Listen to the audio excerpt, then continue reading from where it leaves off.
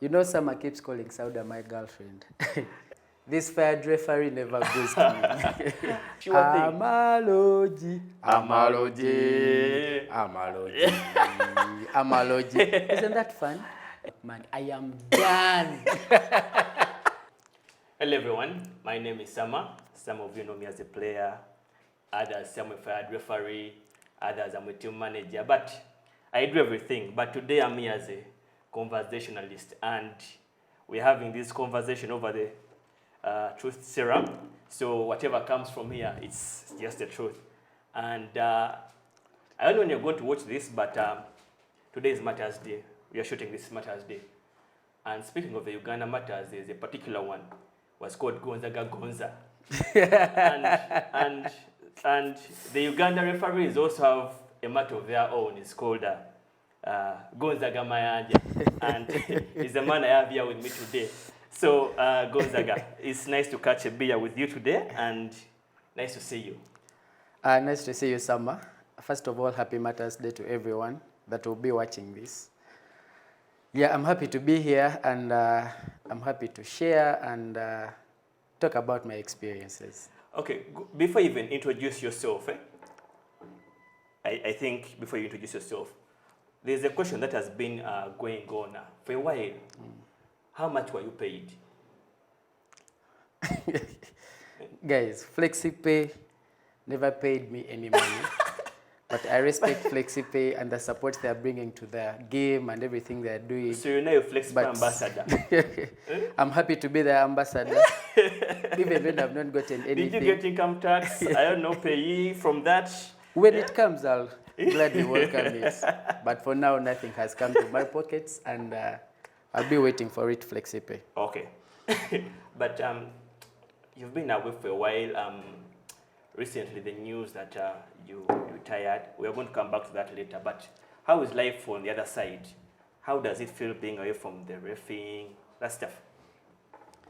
You know, refereeing is a full-time job, I would say. Oh. So I would start preparing for a game on Wednesday. Thursday, you're preparing. Friday, you're having meetings. And then Saturday, you're waking up early to have breakfast and then go for the game.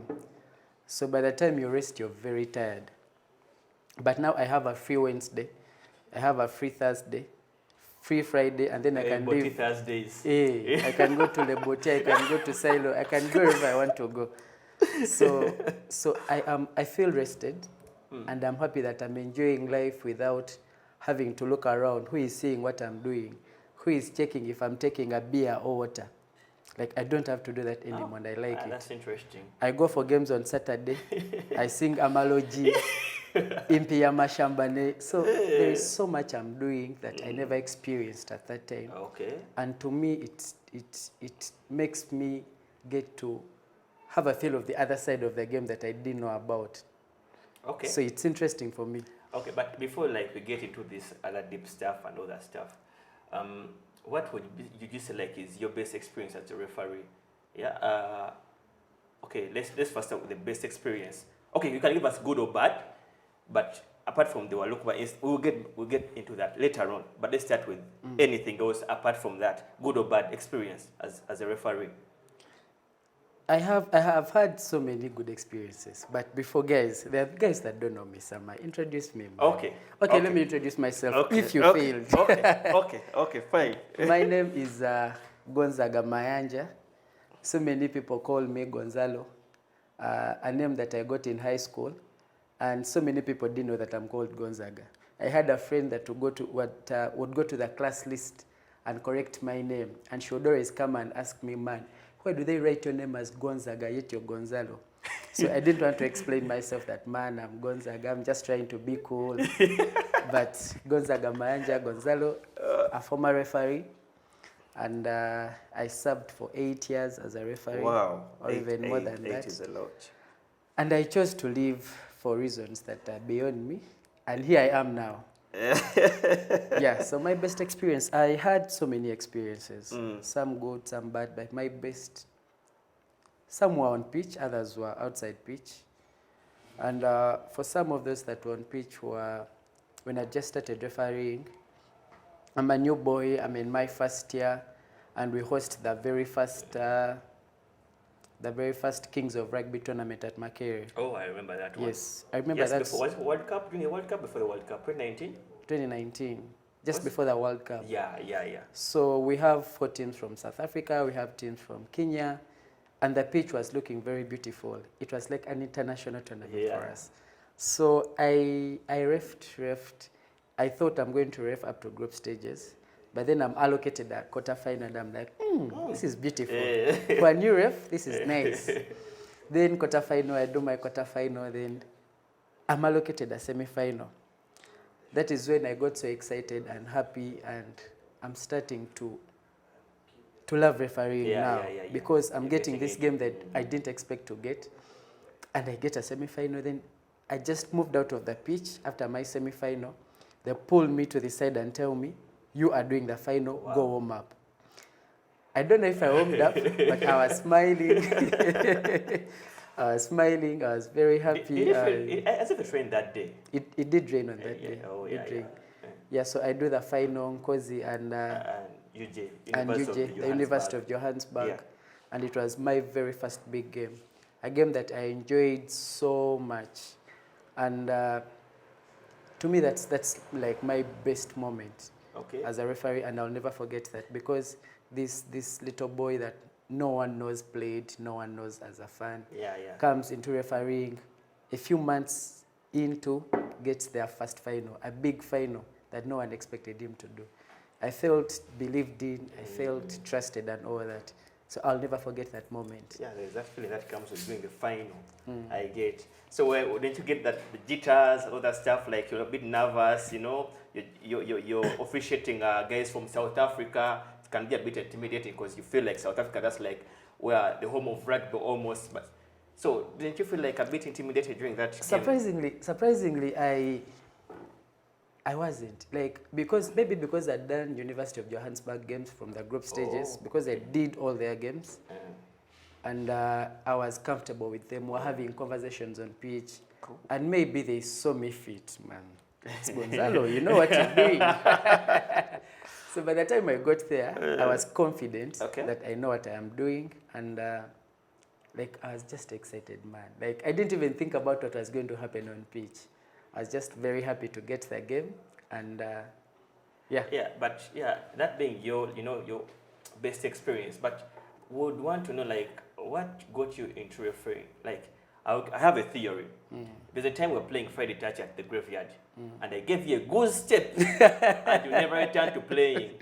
I think, for me, that's my theory, that you're like, I can't play by the time this guy is, is embarrassing me on pitch. I have to go and hold the whistle. I can't keep up. So I would want to hear your theory of, how you said, no, I won't be a player. I won't be, say, a coach. Let me get into officiating that. Guys, to make it very clear, this fired referee never goes to me. There's evidence. It's just a picture when he's trying to do something like a ghost, but he never did. But it was a good step. Something close to that. Fine. So I was in Makerere College, where I was forced to play rugby by Weraga Keith and Chiseka Raymond.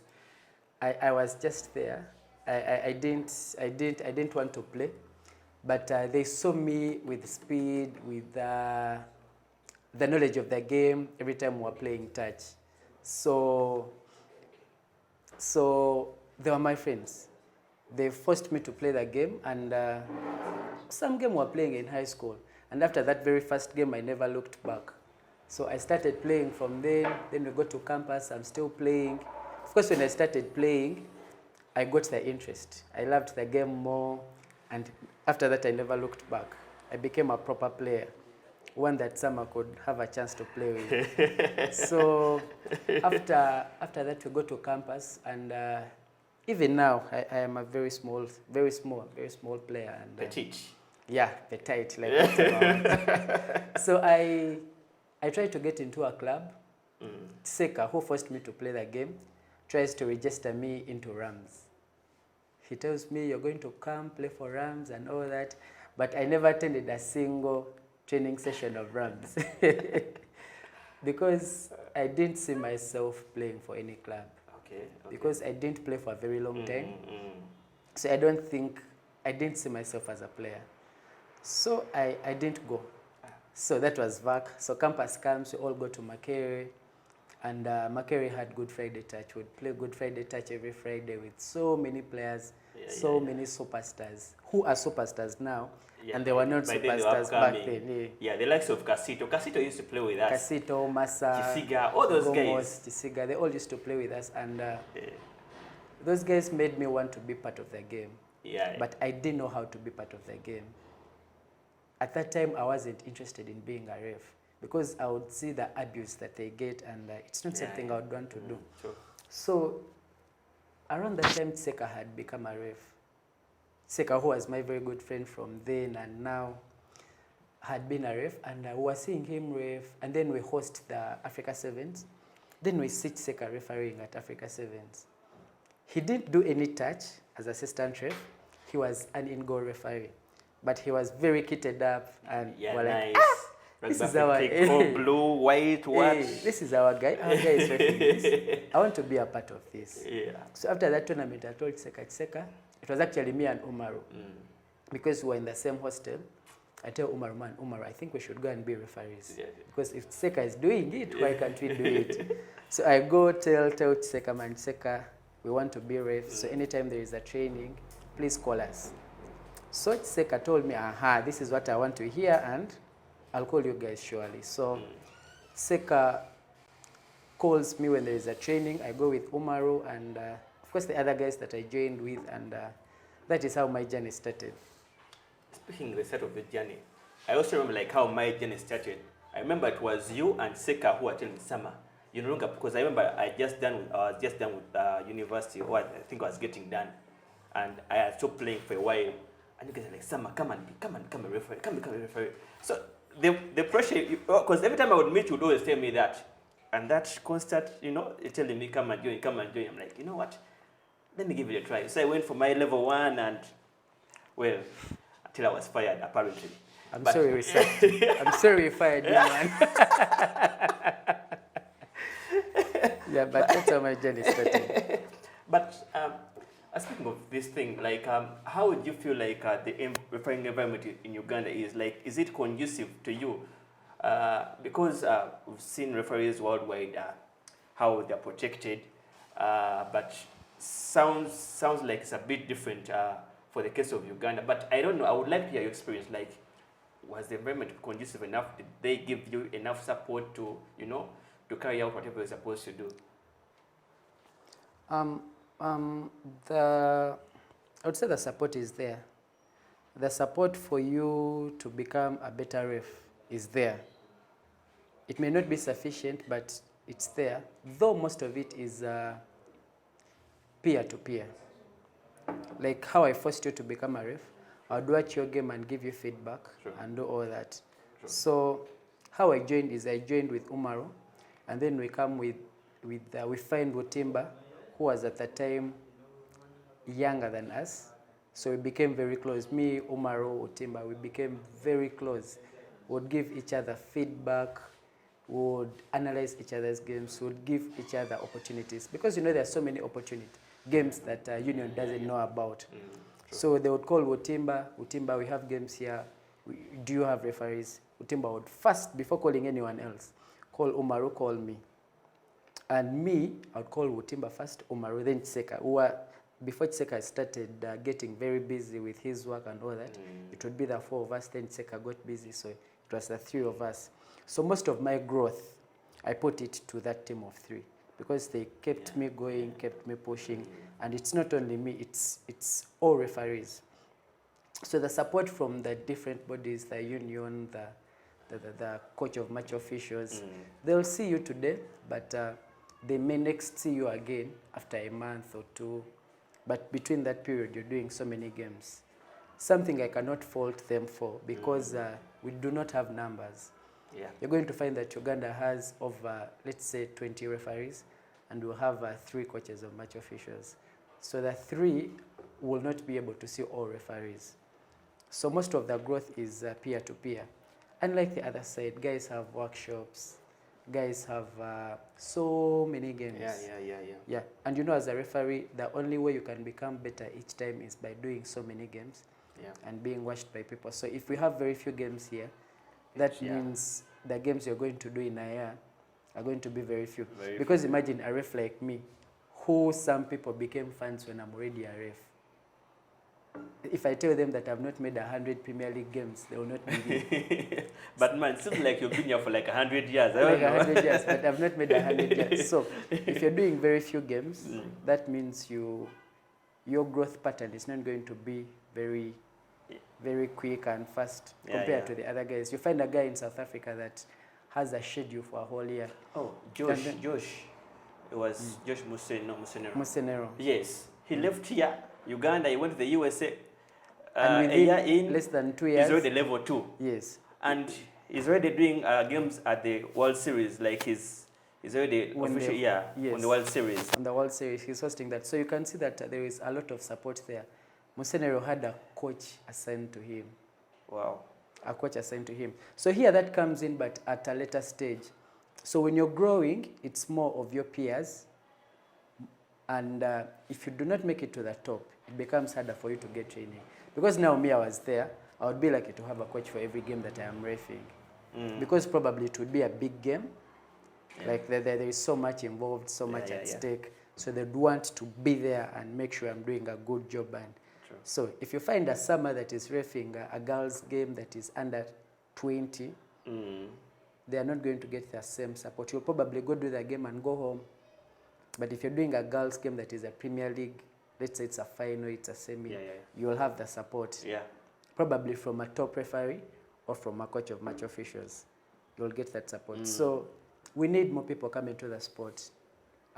It's sad that I'm leaving, but I still believe we need more people coming to the refereeing community. That's why we kept forcing you, Sama, to join.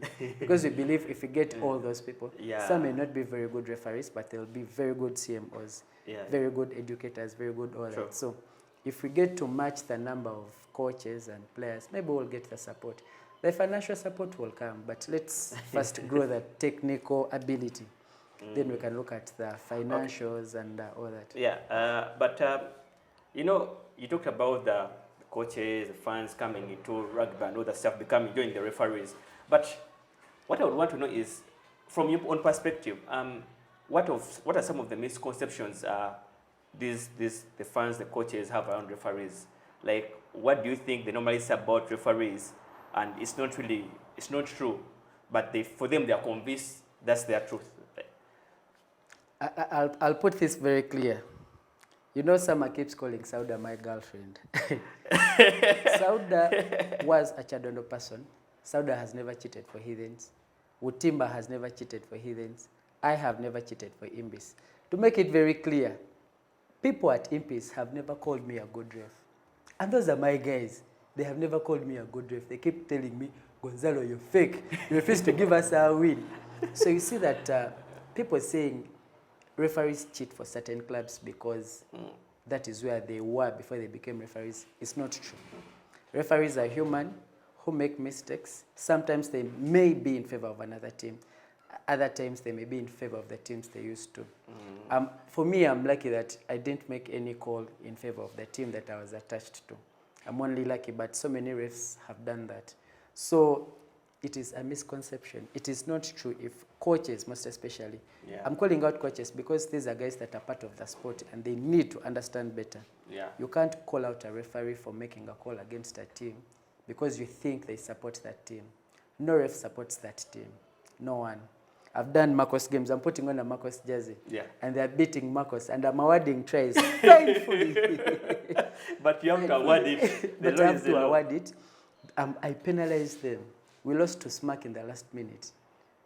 Last year Schools League, Marcos lost to Smack in the very last minute. Umaru gave penalties painfully from the Smack 5. In the last minutes, from the Smack 5. So if there was a knock on their game was ending and Marcos was going on to the final. But Umaru gave penalties from the 5 to around after halfway for Smack to kick and win the game.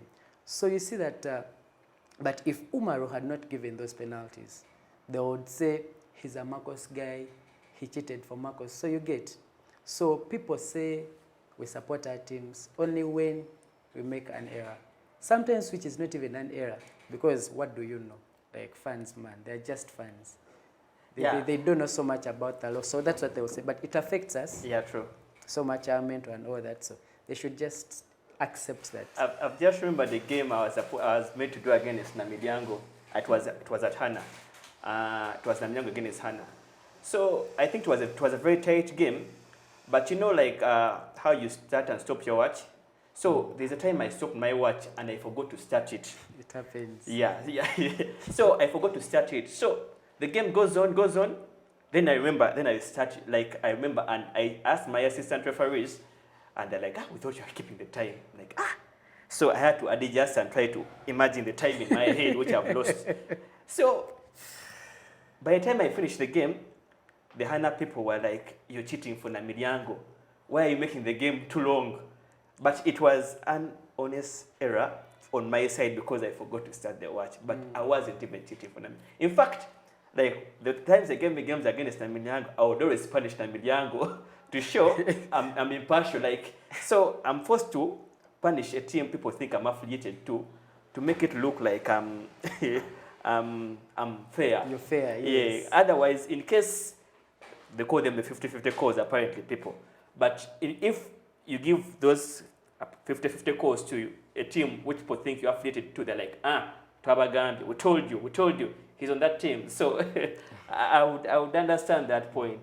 But when you talk about things like being attacked by referees, by the coaches, fans, did you ever feel like sometimes you're undermined in a game, and how were you able to cope up with that? Like, how were you able to rise above and be able to continue with the game? Okay, I think I'd gotten to a point where I believed I know. Like, if you know, you know. So I believe I'd gotten to that point. So no amount of noise or what would affect me. That is why you would find a guy saying things about me on Twitter, a guy attacking me. But then I would go into the next game very happy, like nothing happened. So my mental toughness was up there. Okay. Certain teams need to get the mental toughness that I have. So my mental toughness was up there, and that comes with time. It comes with experience, it comes with knowledge, it comes with so much. But if you find a young referee, if they are attacked and abused, we're going to have them drop out after a year. But me, I didn't feel disrespected. Okay. Because every time I would be like, like you can't tell me anything. And many times I would make a call on pitch. A certain fan makes noise. I look at them and laugh at them or smile. There's a time you assured someone that they got 0% on a low test. Yes, because I know you don't know. So I'd gotten to that point of, I know, yeah, and you don't know. So I'll make a call on pitch, I'll look at you and laugh at you. So many fans have come to me telling me that, Emmanuel, you look at us and you laugh at us, you smile at us, but you're making wrong calls. And I tell them, I'm smiling at you because you're very angry over nothing. But all that comes from having a very steady mental toughness. Like, if your mental is steady, no one is going to mess with it. So that I knew. So, but when I would feel bad is if, like, a coach attacks me, a coach says things, I'm like, man, you are part of the sport. You are supposed to protect the sport. You are supposed to protect, not protect the referees, but you are supposed to understand these things. Spirit of the game, so many times people come to coaches and say, man, why didn't you start Sama as the number 9? There's a time you're supposed to come on as a number 9. And we saw you kicking chairs because the coach didn't bring you on. So probably your fans were telling the coach that, why didn't you bring on Sama? You get? But we are not the coaches, and we understand why certain decisions are made. So I would call it respect if that coach comes to me and tells me, you made this call, you made this call, you made this call, and I didn't understand it. Or you were wrong. Then he proves that I am wrong, and I do better. Because if you tell me that I've done something wrong, somehow you've done this for me before. Yeah, like you made this call, but the law says this. Then we discuss the law. Sometimes you're right, other times I'm right. But that helped me get a better understanding of the game, because sometimes I would also be wrong, like I get wrong and you're right. So yes, it helps me clear that gray area, and I get to understand better, and I will never do the same mistake again. Yes, like you can't, if someone tells you that you can't make the same mistakes. So that's why I didn't want that from coaches. Fans are okay, fans you can attack me as much as you want, because it doesn't matter, man, you don't know. But coaches, they know better and they need to do better. That is why I loved talking to coaches. Yeah. In my last game, you saw pictures of me on social media, but I talk to all coaches. And I love telling coaches, this is what you're supposed to do. This is what you need to do. McMott and Athio can tell you that. I had a long chat with them after they attacked a certain ref. Had a long chat with them, had made them understand why we make certain decisions and how we can improve the relationship between referees and coaches. From that time, I never saw Athio shout at a coach. I never saw McMott shout at a ref. I had the same discussion with Buffalo's fans. Buffalo's fans hated me. Buffalo's fans hated me, so they attacked me someday in Ginger, and which is okay. But a former president of their union was one of the people attacking me. That's why I'm telling you that I feel disrespected and hurt if a person that is involved in the sport attacks me. Yeah. So a former president, a person that has gone to Rugby Africa, attacks me, shouts at me together with the fans, tries to throw things at me. Like, it hurts me so much because, man, this person can't be doing this. He knows better. Yeah.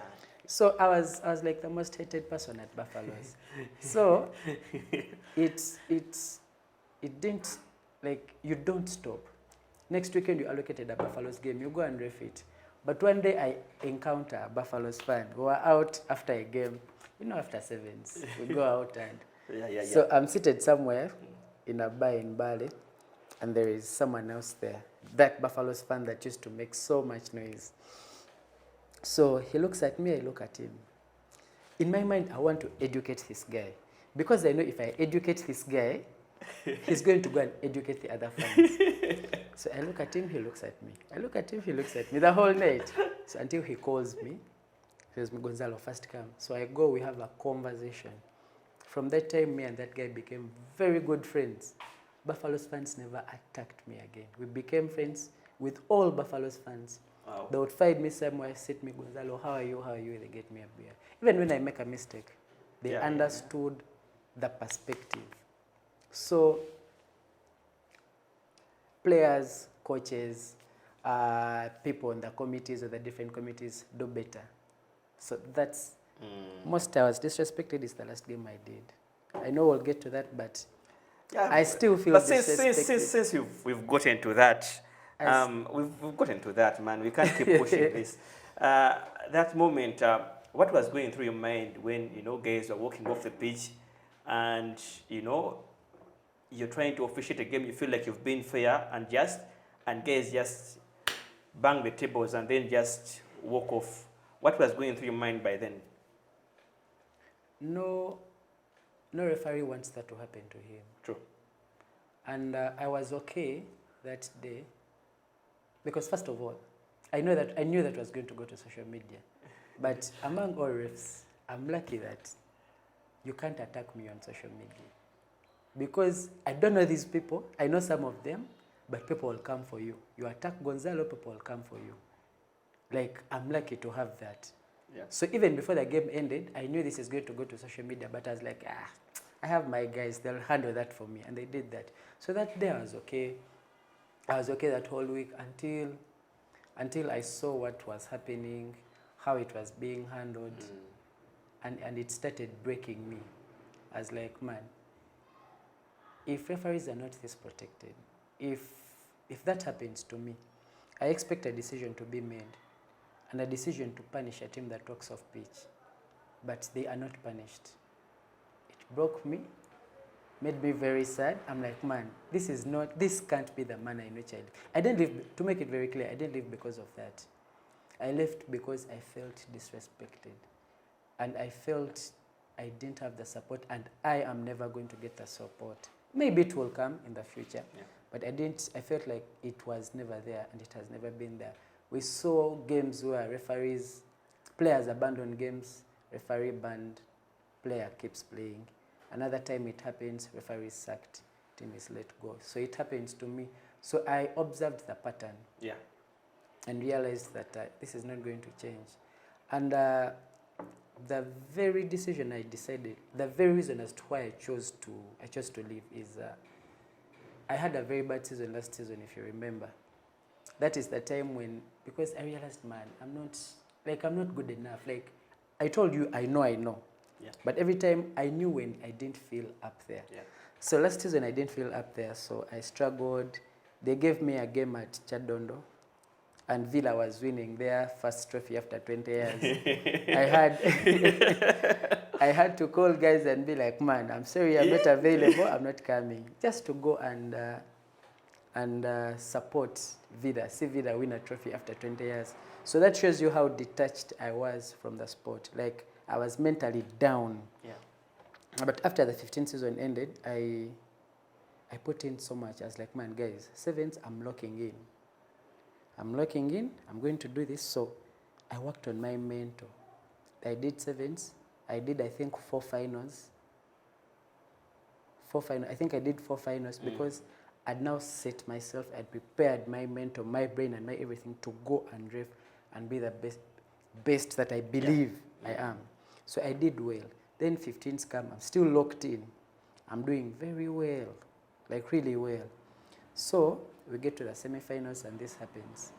So I didn't see myself coming back. Like, I lost the energy to come back because you need so much to come back after a bad season. But yeah, speaking of quitting and stuff, like before the moment that we look back game and other stuff and later on quitting, are there other moments like before I felt like I'm not coming back, like, but you came back, but there, like, I'm sure there are other moments where you thought about it, like, you know, because I'm sure that this treatment didn't come up just yesterday. It keeps occurring over and over.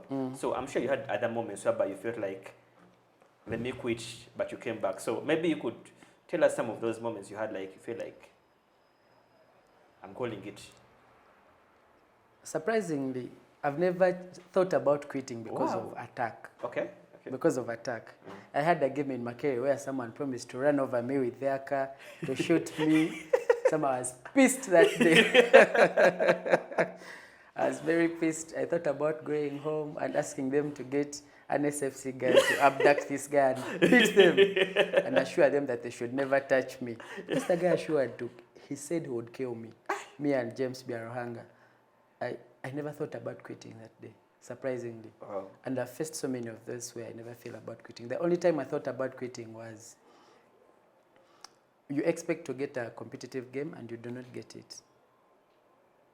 You expect to get, let's say, a Cobs Heathens and you get a festival game. Like you get, you think you're here, but then the people that think there. here. But, and this is one thing I kept telling young referees, like, you need to self-reflect. I would look at what I've been doing right. Like, okay, I've gotten this game instead of this. What have I been doing right? What have I been doing wrong? Then I try to do better. But then the next weekend, same thing. Next weekend, same thing. It happened the whole of the other season. 23, 24, I think. Yeah, that was the season. 23, 24. And I was like, man, I've tried to do everything right, but I think I'm never getting back to the top. Like, I'm finished. Like, washed. Yeah, I'm washed. So I felt like quitting. I was actually quitting. But I've had support from so many people. And we were somewhere some night with Edwin and some other friends. Edwin of Fat Cats. So we have a conversation and he tells me, Gonzalo, you've served the sport for so long. This is not how you're supposed to live. We are supposed to do things for you. You can't just live like this. Yeah. That is why I came back. And you see, that's because there was no attack. I never felt disrespected. So he talked to me. So many people talked to me. You told me, Sama told me not to go anywhere. By the way, I thought you were coming, but I thought you were joking. For real. So I still think you're joking. No, I am not. So somebody told me to come back, and I thought about it and I came back. That's when I decided to lock in as we're going into sevens. I do my first sevens final and I end up doing 4 finals, and that's impressive. Yeah, that's but impressive. that's the only time I thought about quitting. Okay. Because I didn't feel good enough. Okay. So you're saying those moments didn't break you, but it was this one that broke you. Yeah. Yeah, it broke me, Sama. It broke me so much. It still does. So was it like a difficult decision for you to make, or you No, it had... wasn't difficult. Oh, I'm a man, like all men want respect. true. If I expect the people that need to protect me, and they're not protecting me, I'm going to leave Sama because I need to be respected. So if something like that happens, the offender walks free, me who has not done anything is suspended. It's not an official suspension, But yeah, we but know it is a Yeah, suspension. we know it. As who have been in the system, we know Eh. it. But they just give you those subtle games which are, you know, they just take you off the scene slowly. Yeah, it is a suspension. So, Uh, and surprisingly, I would understand because I've been around sports for so long. Before rugby, I was around football. I'm a very good football player, despite conceding 12 goals in 2 games. I was very good. Your defense was lacking. So I understand politics. So what I expected was a call to explain to me that, man, this is the decision we're going to take, and we are going to put you on the side because of this, because we are managing the team. Yeah. Without you, the game, obviously, the game can go on without me. Sure. But without this game, this team, we're going to face a lot of backlash and all that. So I would understand the decision, but I expected it to be communicated to me clearly. Yeah. So that didn't come. And if I send you messages and you're not replying, if I call you and you're not picking my calls, That's a message. I'll be also. like, man, like you don't need me, so why be around? So I thought about there's so much that I need to put in to come back to the turf because this has affected me mentally and whatever. I was like, Neda, this is so much work for guys that do not respect me. I need to step away.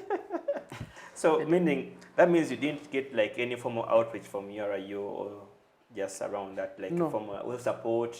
No, I've never been supported by any of them. The only support I got was from my friends. Yeah.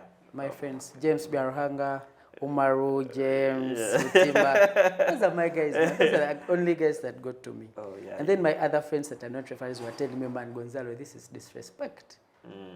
And those are the same guys that were telling me to come back previously when I chose to leave. Yeah. By this time, they were like, enough is enough. So I chose to leave. But given your experience, like, what are some of the things you would want, say, you are to implement to build the referees, to say protect them further or something like that in line? Like, what changes would you want to see for a better, officiation of the game, betterment of the referees? Like, what changes based on your past experience? Like, there was a gap in this, but I would recommend we fill it in with this, something like that. I think referees need to be independent. Okay. Referees do not need, let's say, allocations to come from referees, from the union, from the EXCO, from wherever, because those are politicians. Sure. And games are going to be allocated, funding is going to be allocated, everything around referees is going to be done because of politics.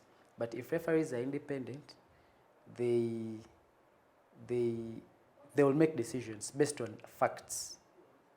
Okay. Even when there is so much pressure from the politicians, they will manage their person. Because I wouldn't do what was done to me to any other ref. Even when I'm making a political decision, I'll talk to the person and tell them. So going forward, referees need to be independent. Like the EXCOM and the union do not need to be involved in referee decisions. Referees have allocations, have people that are qualified enough to choose who is good for a certain game, to choose who we bring into the refereeing community, who goes to South Africa to ref a game. Those people we do have. But you'll find that people that make certain, not all decisions, not majority of the decisions. Majority of the decisions are made by the people that are qualified. But then we have that one decision which is going to be political, made by a person that knows nothing about referees. You get. So going forward, I believe referees should be independent. Okay. But enough with that sad talk. It is sad. Yeah. I'm almost crying, and I've not just used this, but well, retirement. Speaking of retirement, what have you been up to? What are you doing the most about this retirement? I'm still in this belief, by the way. but let's call it the retirement you're in at the moment. You at Makere? Yes. Can you go through one chant that we sang at Makere? Sure thing. Amaloji, amaloji, amaloji, amaloji. Isn't that fun? Yeah, it's a fun experience. I had so much fun, singing that with Nyombi and the guys that I studied with. It was so much fun. Yeah. Previously, I would see them after the games and they're already drunk, telling me a lot of nonsense. What would be? So now I get to experience my friends when they're okay, having all this fun. And then family, Sama, family. I am a married man with 2 beautiful babies, and we would go for sevens. You travel. I would leave home on Friday early in the morning. They're sleeping. Oh, I hadn't gotten the second. He was sleeping. So I leave Friday early morning. He's sleeping. That means he last saw me on Thursday. I go Friday to work. I leave work, travel to, let's say, Gulu. We ref Saturday, Sunday, games end Sunday. And you know rugby is a party. So you stay around Sunday, try to have fun, set off from Gulu at like midnight, reach Kampala at 3 a.m. 3 a.m., you sleep for an hour or two, wake up at 5, go to work. You reach office and you're sleeping. I've not seen my son since Thursday. Wow. And this is a person I want to be with. I've not been with my wife. You get home and she's sleepy. She opens the door. She can't even see where she's going. Then she goes back to bed. Then you're leaving very early in the morning. She's sleeping. You shower. Then you wake her up to open the door for you. Then close. So I didn't have so much family time. If you check my Snap right now, it is full of my babies because I have so much time with them. I have so much time with my family. Like my family had given up on me. Wow. Every time there were functions at home that were on a Saturday, they wouldn't call me. I would just see pictures on statuses and I'm like, you guys met without calling me. I'm like, go to Akuvako now, we're movie rugby. So ever since I retired, I have so much family time. My wife is the happiest after that retirement. She's so happy and I love it. I would say I love it. Okay. I choose when to go for the game, how to go for the game, and I'm enjoying it. I hope I never go back to refereeing. I hope. We'll get back to that. But before that, what do you miss about being on? Okay, I know the hardships that came through, but at least there was like a spark, say silver lining within all that, that storm. So what do you miss about being on pitch? You see, refereeing is an addiction, man. You see how they ask you why you love about beer? And you don't know. But, I don't know what I missed, but I just miss being there. I watched the final, and then for some minutes, I paused, and I was seeing Saudi Arabia, and I was seeing all that going on, and I'm like, man, I can't believe I'm not going to do that again. You get? Yeah. It's a sad moment, very sad, but then you snap out of it. You're like, I'll be okay. I'll move on, I'll be okay. But I don't know. But I was addicted to that. I enjoyed refereeing so much that I now miss it, and that doesn't mean I want to go back, but I miss it. Okay. I don't know what, but I miss the referees and everything. How else do you plan to be involved in rugby?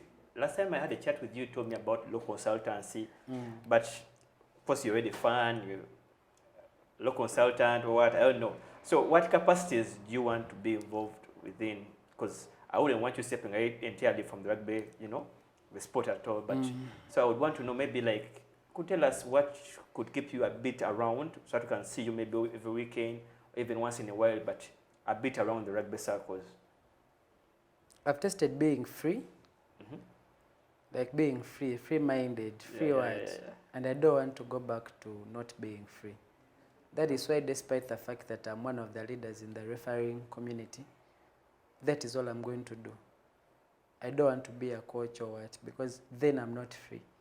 I'm not free to tell Kawayanja that, man, what you're saying is bongo. You get. I want to be free to do that. Yeah. I want to be free to call out people. I want to be free to support my club. I want to be free.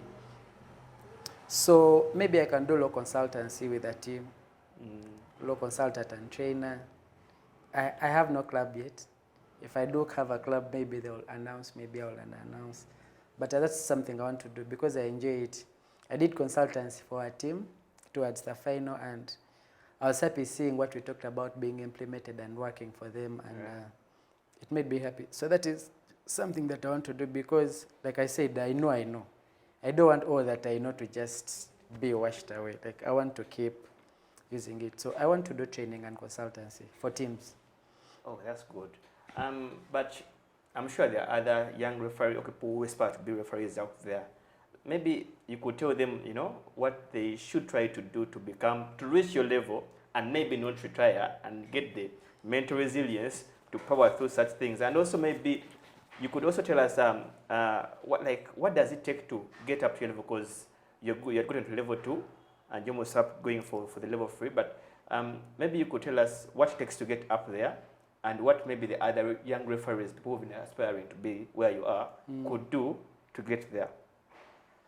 The first thing they need to understand is that it takes time. I got my first sevens final after 6 years. 6 years. I got my first quarter final after, I think, 3 years. But then you see a young ref that expects to get a quarter final in their first year. So, can someone be that good? Back then it was possible because we didn't have the numbers. But right now we have numbers. We have a number of referees at the top that can do a quarter final. So you're not just going to come and beat them. So it's going to take you time to grow to their level. So they shouldn't rush. Take your time. Give yourself time to grow and get to that level without expecting so much.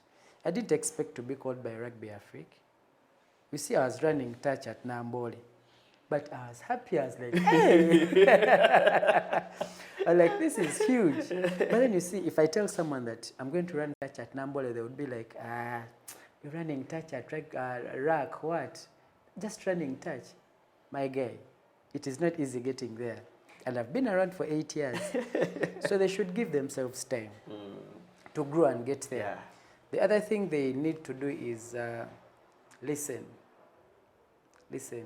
Because you see, coaches tell us so many things. Yeah. They will tell you that you made this call, but you should have done this.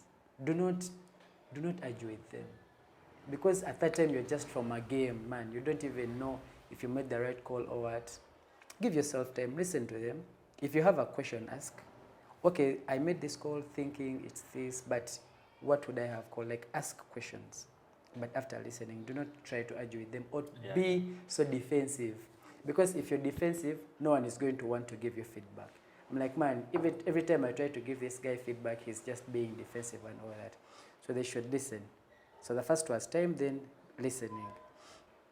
Then the other time is being available. There are so many games I've done because I'm available.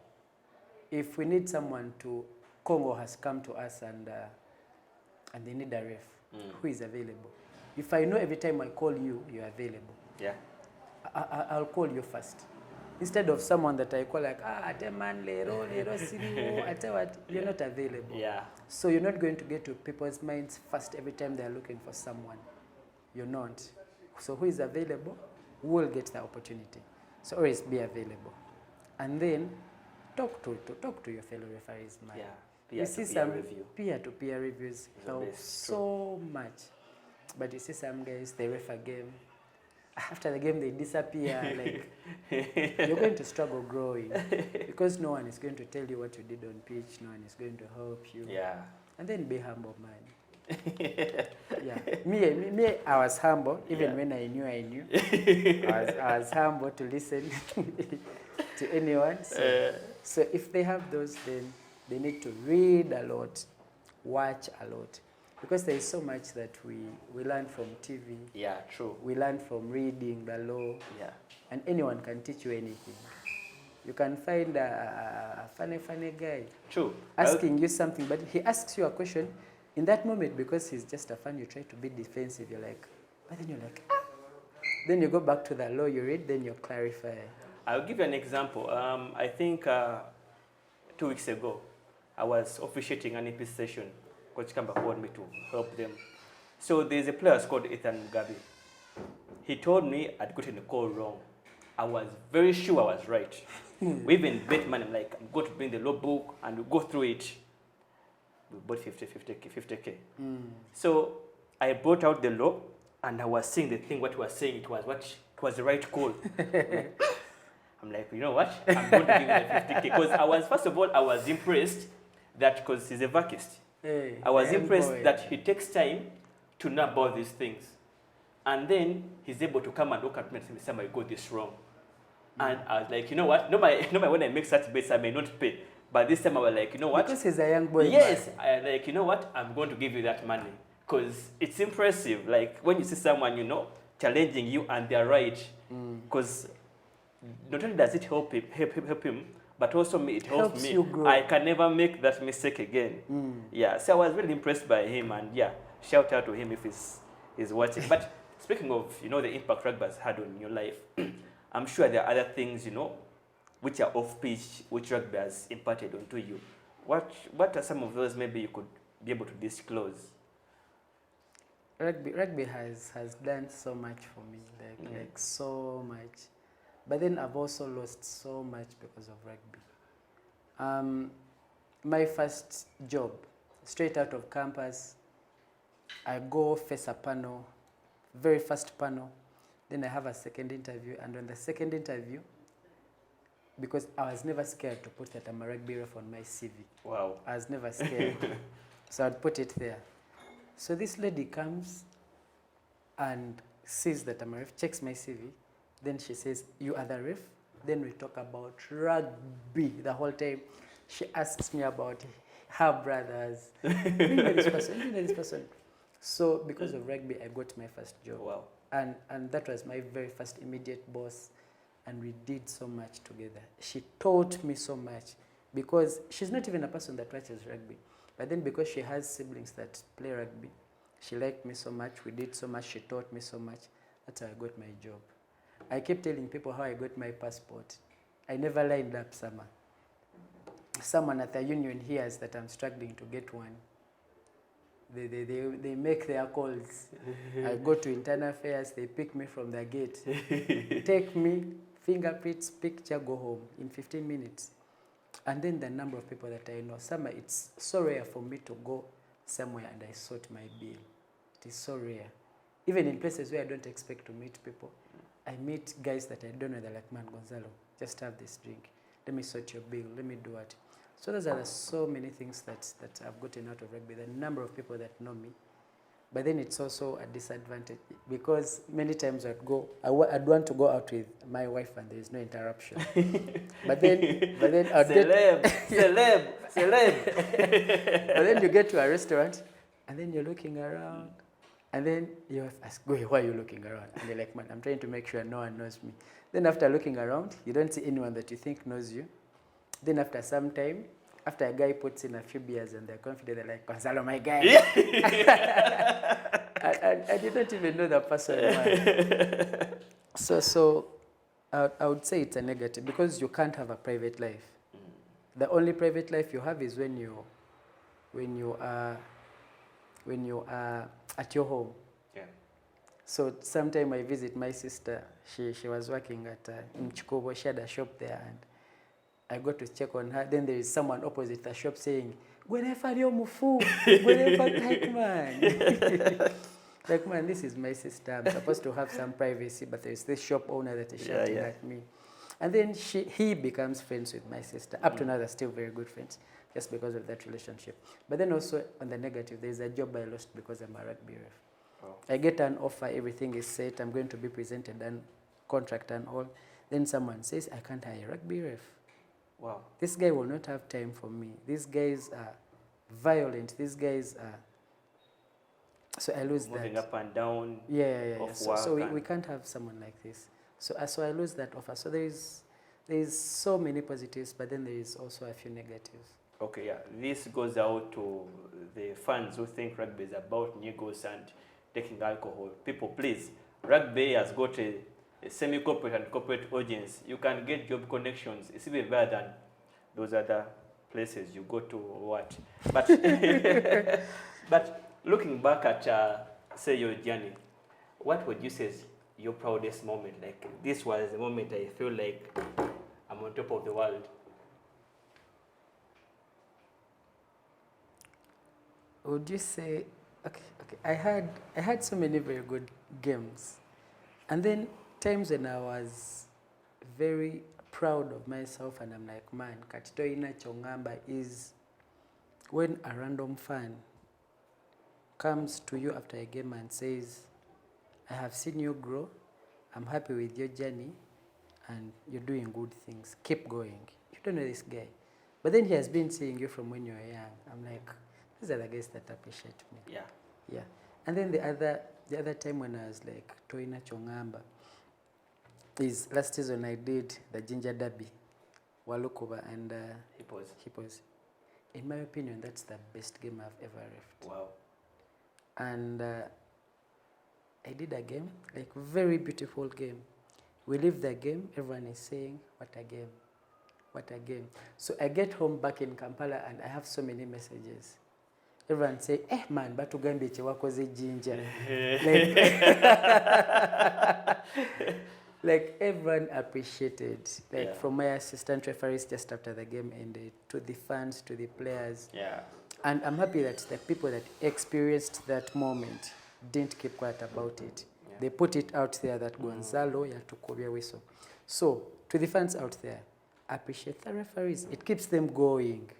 If someone says they've seen me grow and they are happy with what I'm doing, they're proud of me, I'll keep going. I'll be like, man, I can't disappoint that guy. Words of affirmation. Yes. Tell the guys. If you see a young ref, many guys have told me about those young refs. Man, I've seen this guy, he's doing well. Go and tell the guy. Yeah. Like, man, I've seen you grow and you're doing well. Tell them. So after that game, I was like, man, like I was so proud of myself. Toina Chongamba, I am there. So that's one of my proudest moments. Yeah, cool. But as we go through the closing moments of this conversation, in your opinion, okay, first that's it has to be your opinion. Who would be the best player you feel like this was the best player I reffed? Like I did this game, maybe was polite or was very well versed with the law, or they made it very easy for me to, you know. Who was that player? Man, I've loved so many players. Some humble on pitch, some very good players. But I was more inclined to players that are humble and very good. I love Kieron so much, and I'm sure some of you know. Yeah. Kieron, the Pirates player. Yeah. Very humble boy, a leader. And I've seen him grow from his form too. I still believe he's a very good player. And I need to see him play more often. Hey, Pirates, have you heard that? That boy play. Good. So Kieron is very good. I've seen his form too. Yeah. Because I'd just become a ref and he was playing. Very humble from when he was young. He's playing very well, leading his guys really well. And I got a likeness for him. And then I always looked forward to refereeing Kato Nicholas of Heathens. Very humble. He would come to me, Gonzalo, is this what you want me to do? Okay, let me do it. And he would do exactly that. Players are very dishonest. I'll give an example of one player. Cobbs is pushing a scrum in Makere. My very first game, by the way, was Cobbs Rams. So Cobbs is pushing a scrum in the 5, it enters the 5, it gets to the goal line. So the number 8 just has to pick and just ground. Yeah. So this number 9, we used to argue a lot with him on pitch. For Rams, Cobbs? Rhinos. For? He was a 9, he plays 10. Very good kicker, Chirabo. But then Chirabo was at Cobbs. Chirabo picks out, Chirabo was playing 9 at Cobbs. Yeah. Chirabo picks out the ball and passes it. Last play, then this guy knocks it on. So everyone turns to him like, man, why are you picking out the ball? Then he said, referee Ngambe, use it. But he hadn't said anything. I was walking away, but then I came back. Are you sure? Are you sure I told you? Like, Chirabo, are you sure? Then the players just laughed and told him, hey, what do I? So many times players are dishonest. That's why I love Kato Nicholas. I always looked forward to refereeing Aziz Bagalanai. Listens to me all the time. I know people don't like him. They call him arrogant and all, but I like him. He listens to me. Yeah. And I'm sure he listens to all those other refs. Yeah. He just has to change a few things about his behavior and all that. Because I would love how he treats me, he treats the other refs. Yeah, sure. Then I loved refereeing Maido. I loved refereeing Cobs as a team. Not specific players, but Cobs as a team. I loved refereeing Pirates because, man, they are fans. Toina Chobagamba. It is Gonzalo. So there's so many good players and fans that I loved refereeing. But Kieron for me is my guy. Yeah, but since you talked about the best, you're supposed to also see the other side of the spectrum. So who are some of the worst players? Like, when you get bad news, like, you know, you get what I'm saying? Like, the attitude or the way they play, I don't know, but was just off. Don't worry, you'll be protected. You can mention the names. I'll not say my worst player. But we shall say you're drunk. It won't count. I'll not say my worst player, but I have so many players that I didn't like officiating. There are many. They lied about me so many times. They lied about me in DCs. They lied me. I know you know yourselves. If you lied about me in DCs, if you lied about me out there, how I don't like you, how I don't like your team, man, you need to do better. Wait, it is. I never lied about you, and you are very dishonest, and that's a very bad thing. And I hope you learn better, and if you ever have kids, you do better for your kids. They know themselves. Yeah, if you know yourself, do better. I'll not talk about them. But there are players I argued with a lot on pitch. I argued so much with Chirabo on pitch. With his small voice. Like, then we argued so much with Chimbo. We argued. But then those are guys that are my friends. We just argue so much on pitch. But then they're my friends. When the game is done, it's so, you know. Even during the game, would sometimes smile. Like Chimbo, leroto ina chongamba, ukaulide. Like you laugh about it. Yeah. You just argue with them. So. But speaking of the fans, you know, when you're in the audience, I mean, when you're on the pitch and guys are up there in the stands, they tend to say some funny things here and there. So what are some of the funny things you've had fans say to you? But I'll go first. It wasn't on a physical game, it was online. After that Walukuba game, someone said money beats Gonza. So they said you've taken money and money beats Gonza, and then it rhymes with your name. So it was a bit funny. But yeah, but back to you. What would you say is some of the funniest comments you had from the fans? I have two very funny moments. You know, many times we hear what the fans are saying. So one of them is a game is going on. I told you that when I make a call that I know is right, and I hear someone is shouting, and I look at them and laugh or smile. So I make a call. This fan shouts. Then I look at them and smile. Then he says, "Ata seka." Like I laughed. I laughed, like it made me laugh. Like play went on, but I was running while laughing. I'm like, man, this guy is so pissed. Then some other time I was at Legends. Then I'm running.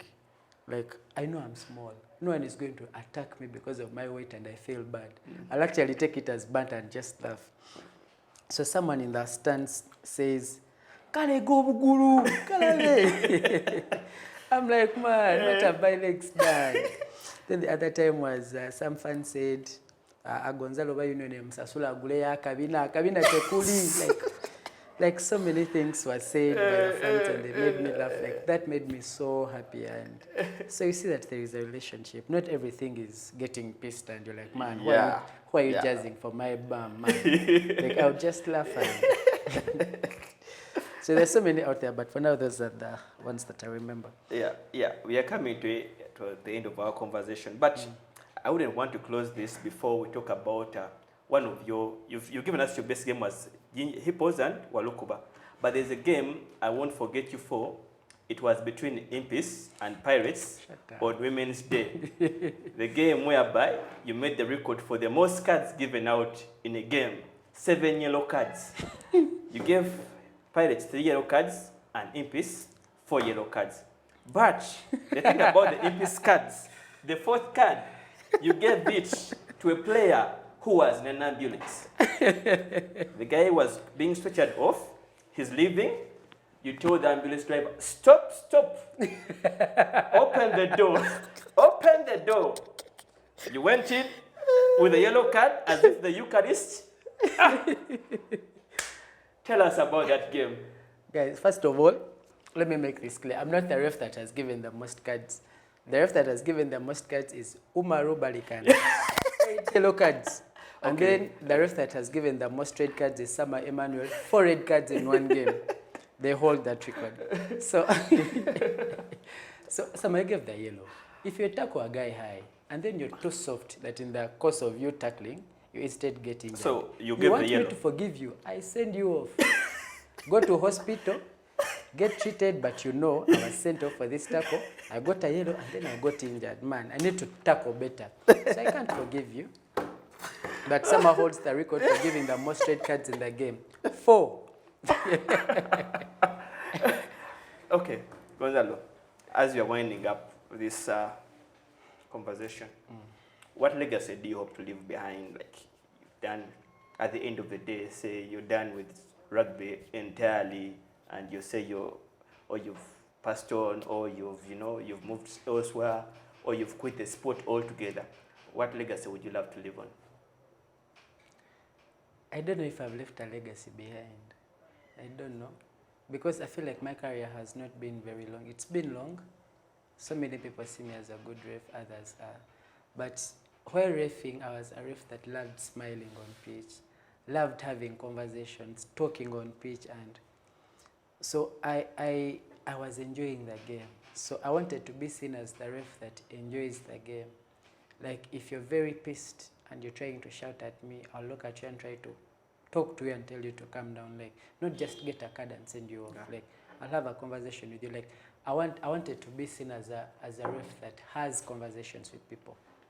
That is why I kept telling captains, do not contest my calls, but come and have a conversation with me.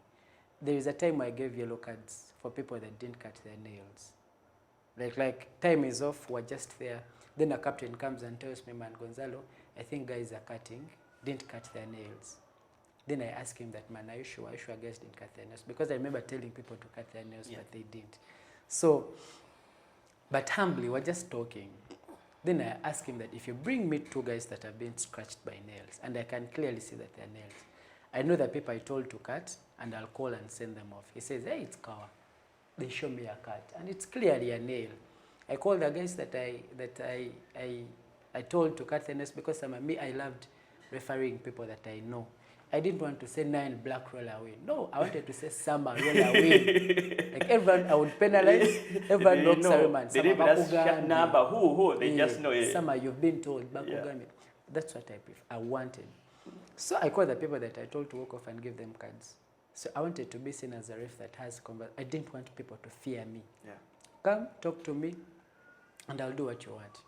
If it's something that I've not seen, I'll try to see it. I've not had issues with Magomo on pitch because we have conversations. Even before the game, I tell him that, Ivan, I know this is how you handle refs. You do not respect refs, but this is my game. I am in charge, and you need to talk to me, not shout at me, not contest my calls. So I loved conversations. So players out there, players, referees love conversations. Go to a guy and tell him, time is off.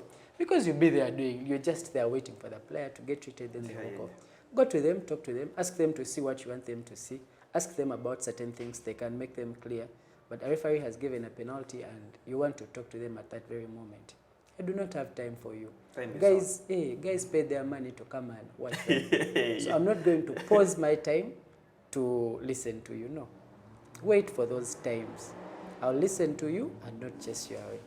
So that's what I enjoyed. I enjoyed the game, smiling, listening to people. Take a seka.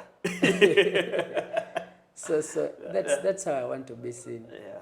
Maybe going into law consultancy. If I'm lucky enough to get a club that I work with, I want to change so many things because there are so many things that people do wrong.